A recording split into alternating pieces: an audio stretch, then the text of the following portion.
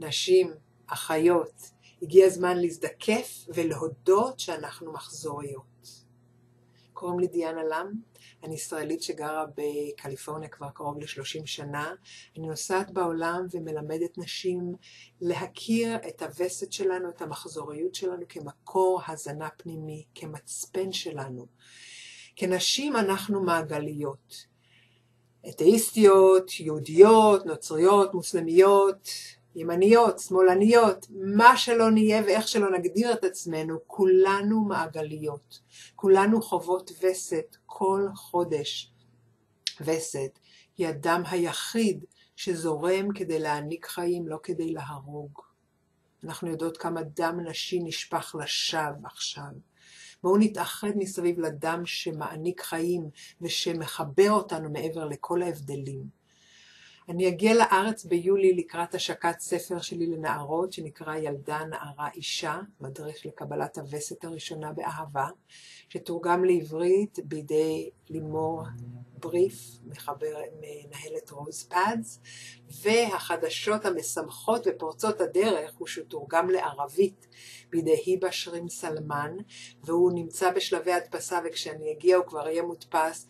אי אפשר בכלל לתאר כמה זו פריצת דרך, כמה הדבר הזה שמחבר אותנו, המחזוריות, המעגליות, הוויסות שלנו כנשים, זה דבר שמחבר אותנו מעבר לכל ההבדלים.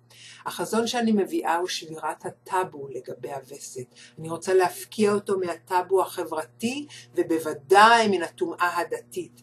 אני קוראת לנשים יהודיות וערביות להצטרף אליי ולהכיר במחזוריות כמכנה משותף העמוק ביותר שבינינו, מעבר לכל מה שלכאורה מפריד בינינו. אני נוסעת ברחבי העולם ומלמדת נשים להתחבר לעוצמה של המחזוריות שלהן, וכמנחה בעבר בנווה שלום חזרתי ב-1999 ללמד שם בנווה שלום סדנת העצמה נשית סביב הווסת ליהודיות וערביות, והקישור, החיבור שקרה בינינו היה כל כך מרגש, הוא השאיר אותנו כולנו בדמעות.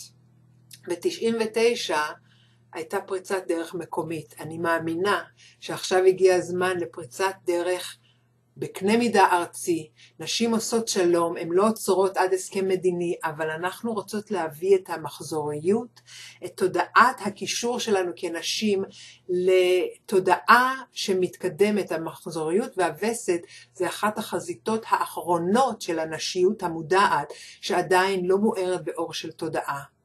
תצטרפי אליי. אני חושבת שאני רואה בך שותפה לדרך, ואני חושבת שביחד אנחנו יכולות להביא את השינוי שאנחנו רוצות לראות בעולם.